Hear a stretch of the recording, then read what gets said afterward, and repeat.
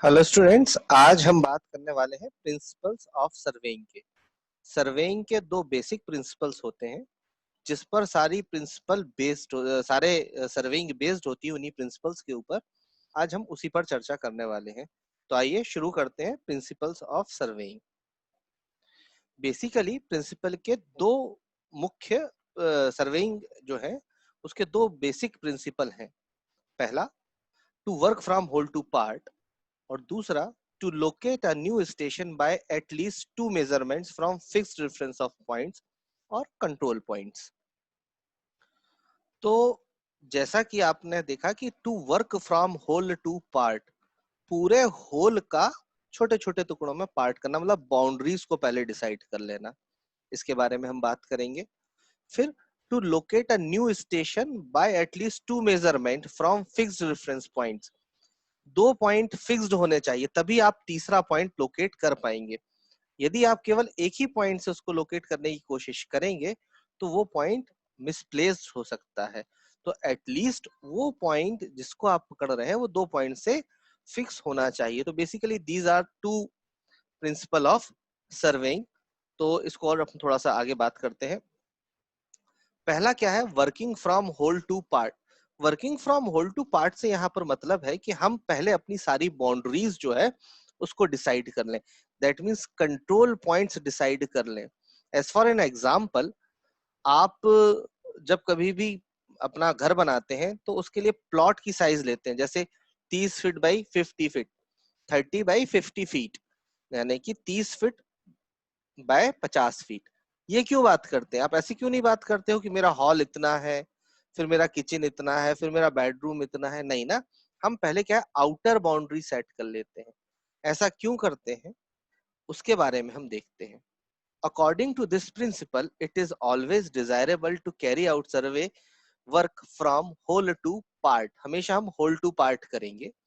This means an area is to be surveyed. First, a system of control point is to be established, covering the whole area with very high precision. The minor details are located by less precise method. यानी कि हम पहले क्या करेंगे, ये जैसे इधर एक एग्जांपल दिया हुआ है, ये आप देखिए, जो सर्कल दिखाई दे रहा है ये इसकी आउटर बाउंड्रीज है। मतलब हमें जो भी कुछ करना है इसके अंदर करना है, इसके बाहर कुछ भी नहीं होगा। ऐसा क्यों करते हैं? ऐसा हम इसलिए करते हैं कि हमारी एरर ना बढ़े। एक मैं आपको छोटे से एग्जांपल से बताता हूँ कि यदि आप अपना एक हॉल, अगर आप उल्टा चलें, आप अपने प्लॉट साइज की जगह ना देखते हुए जैसे आपके कमरे या रूम्स बनाए जाने हैं आप उस हिसाब से चलेंगे तो क्या गड़बड़ होगी। आपने हॉल लिया 10 फीट बाई 15 फीट का, अगर वो 15 फीट की जगह 14 फीट रह गया या 16 फीट हो गया तो फिर वो आपकी जो एरर है वो आगे जाके बढ़ती जाएगी।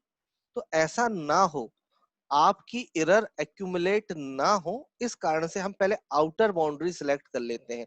यानी कि हमने ये आउटर बाउंड्री सिलेक्ट कर ली है, अब जो कुछ भी होगा वो इसके अंदर होगा, इसके बाहर कुछ भी नहीं होगा। जब सारी चीजें इसके अंदर होनी है तो ये पता चल जाएगा मुझे कि इसके बाहर तो हमारी प्रॉपर्टी है नहीं, हमको जो भी कुछ करना है इसके अंदर करना है। तो ये जो माइनर डिटेल्स हैं वो इसके अंदर ही रहेंगे। लेस प्रेसिजन से भी आप काम कर सकते हैं, पर ये जो आपको कंट्रोल पॉइंट्स बनाने हैं, इसके कंट्रोल पॉइंट्स क्या है? 1, 2, 3, 4, 5। इस पेंटागन आपने बनाया, एक सर्किल के अंदर एक पेंटागन बनाया है, तो इस एरिया को सर्वे किया आपने, तो पेंटागन क्या हो गया? आपके कंट्रोल पॉइंट्स हो गए। मतलब इस पेंटागन के पॉइंट्स जो है वो सर्कल से बाहर नहीं गए।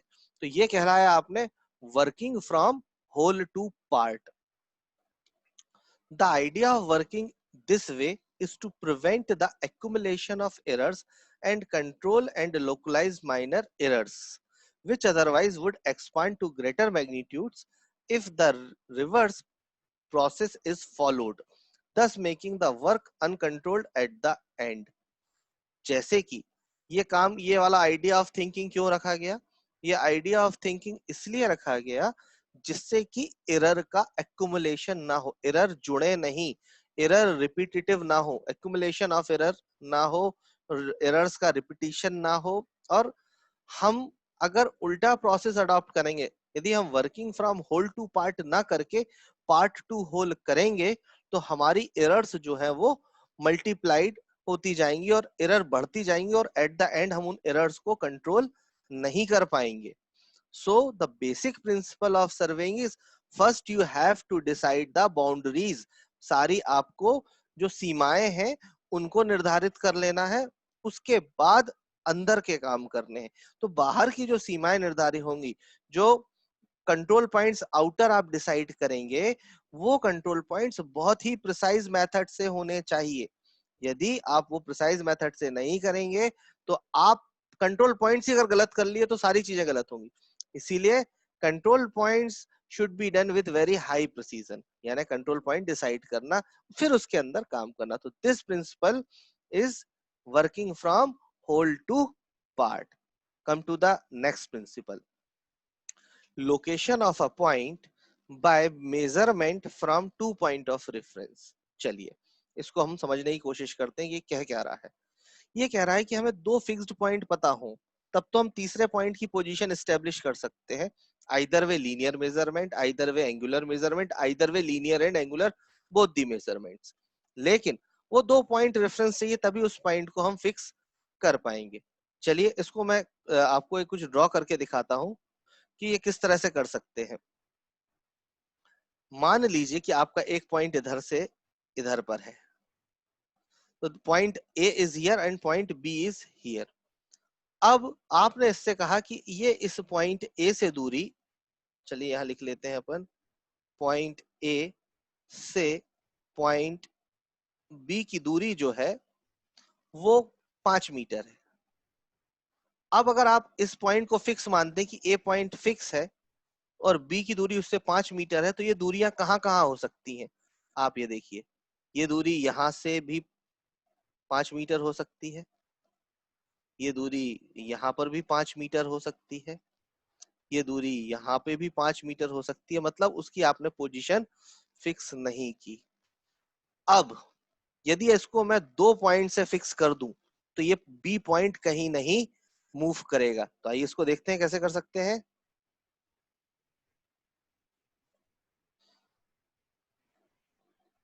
ये मैंने ए पॉइंट यहां एस्टेब्लिश किया, ए, बी पॉइंट यहां एस्टेब्लिश किया, बी, और सी पॉइंट यहां एस्टेब्लिश किया, सी.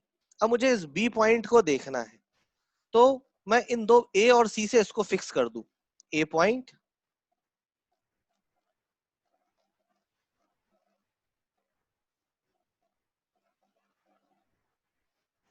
C point. अब ये ए से इतनी दूरी पर है और बी से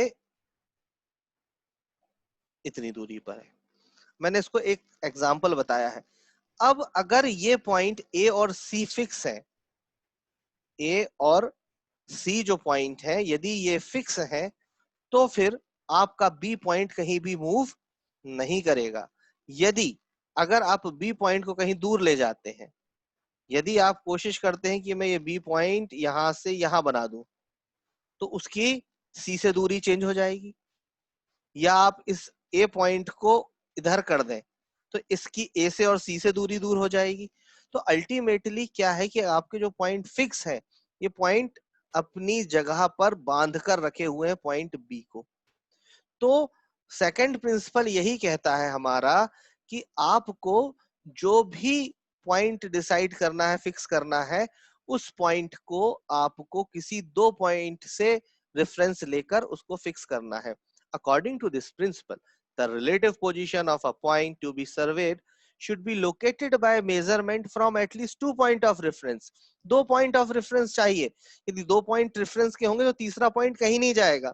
यदि आपने एक ही पॉइंट रेफरेंस का लिया तो ये चेंज होती रहेगी लोकेशन और आप उसको कैचअप नहीं कर पाएंगे.